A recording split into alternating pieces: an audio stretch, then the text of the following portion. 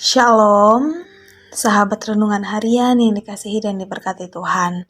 Selamat hari Minggu, doa dan harapan saya dimanapun kita berada, kita tetap dalam keadaan sehat. Kita bersyukur bahwa di hari ini kembali Tuhan berikan kita kesempatan untuk bersama-sama ada dalam renungan harian. Mari sebelum kita mendengarkan renungan di hari ini, kita meminta pertolongan Roh Kudus di dalam doa. Mari kita berdoa. Kepadamu ya Bapa di dalam kerajaan sorga, kami bersyukur dan berterima kasih. Karena Engkau menuntun setiap kami, dimanapun kami berada, kami boleh beristirahat dengan tenang. Dan di hari ini kembali Engkau menghimpunkan kami sekalipun melalui YouTube, kami akan bersama-sama mendengarkan renungan harian. Kiranya Engkau perlengkapi kami dengan Roh Kudus-Mu, agar kami dimampukan untuk mengerti, terlebih melakukannya dalam kehidupan kami setiap hari. Berfirmanlah kepada kami ya Bapa, karena sesungguhnya kami telah siap untuk mendengarkan. Di dalam nama anak-Mu Tuhan kami Yesus Kristus, itulah Tuhan dan Juru Selamat kami yang hidup. Amin. Sahabat renungan harian, hari ini renungan kita terambil dari kitab Efesus, pasalnya yang kelima ayat 1 sampai 21. Beginilah bunyi firman Tuhan. Sebab itu, jadilah penurut-penurut Allah, seperti anak-anak yang kekasih, dan hiduplah dalam kasih sebagaimana Kristus Yesus juga telah mengasihi kamu dan telah menyerahkan dirinya untuk kita sebagai persembahan dan korban yang harum bagi Allah. Tetapi percabulan dan rupa-rupa kecemaran atau keserakahan disebut saja pun jangan di antara kamu, sebagaimana sepatutnya bagi orang-orang kudus. Demikian juga perkataan-perkataan yang kotor, yang kosong, atau yang sembrono, karena hal-hal ini tidak pantas, tetapi sebaliknya ucapkanlah syukur. Karena ingatlah ini baik-baik, tidak ada orang sundal, orang cemar, atau orang serakah, artinya penyembah berhala, yang dapat mendapatkan bagian di dalam kerajaan Kristus dan Allah. Janganlah kamu disesatkan orang dengan kata-kata yang hampa, karena hal-hal yang demikian mendatangkan murka Allah atas orang-orang durhaka. Sebab itu, janganlah kamu berkawan dengan mereka. Memang dahulu kamu adalah kegelapan, tetapi sekarang kamu adalah terang di dalam Tuhan. Sebab itu, hiduplah sebagai anak-anak terang, karena terang hanya berbuahkan kebaikan dan keadilan dan kebenaran, dan ujilah apa yang berkenan kepada Tuhan. Janganlah turut mengambil bagian dalam perbuatan-perbuatan kegelapan yang tidak berbuahkan apa-apa, tetapi sebaliknya telanjangilah perbuatan-perbuatan itu. Sebab menyebutkan saja pun apa yang dibuat oleh mereka di tempat-tempat yang tersembunyi telah memalukan.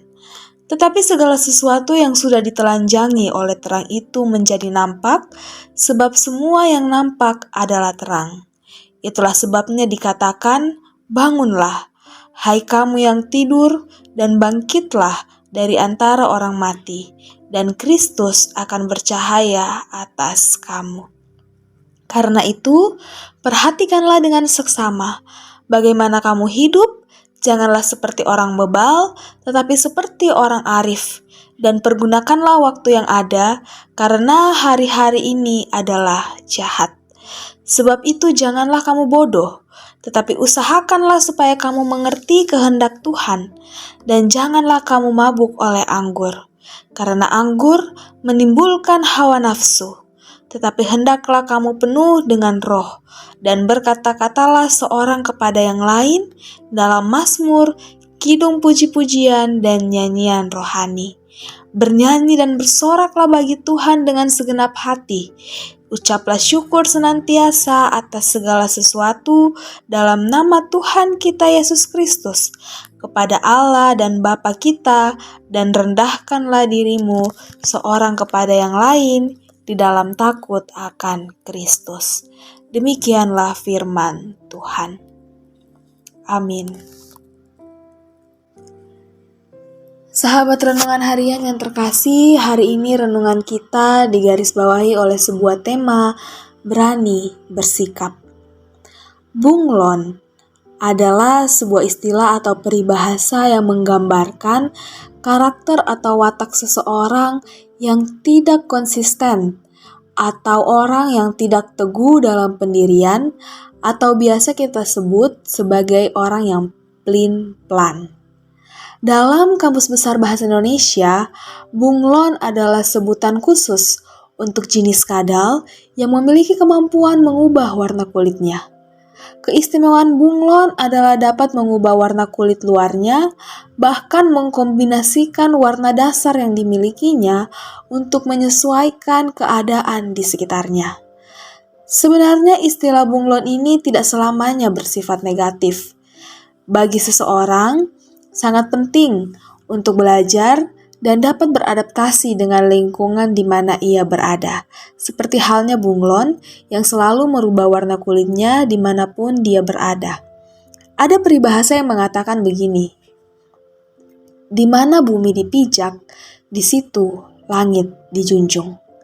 Yang terpenting adalah bahwa ia mampu mempertahankan identitasnya atau nilai-nilai atau prinsip-prinsip kehidupan yang sesungguhnya.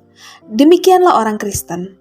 Orang Kristen harus mampu beradaptasi dan menyesuaikan diri dengan lingkungan di mana ia berada.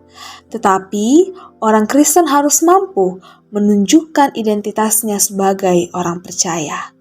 Tidak seperti bunglon dalam arti negatif, bahwa ia menyesuaikan diri dengan apa saja yang terjadi di sekitarnya, entah itu baik atau buruk.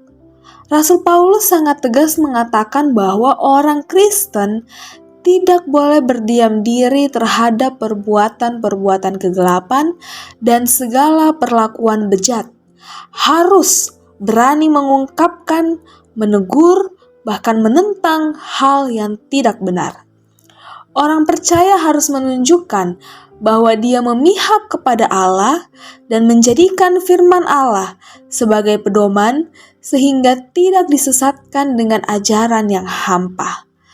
Orang percaya adalah orang yang telah berada dalam terang Kristus sehingga harus memancarkan terang Kristus itu kepada orang yang ada di sekitarnya. Kebaikan, kebenaran, dan keadilan itulah warna yang harus tampak dalam diri setiap orang percaya. Roh Kudus menolong kita untuk mengerti firman Tuhan di hari ini. Amin.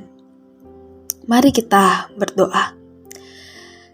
Sempurnakanlah firman-Mu dalam kehidupan kami ya Bapa, serta tolong kami untuk mengerti agar kami mampu menjadi pelaku firman-Mu dan hidup sebagai anak-Mu.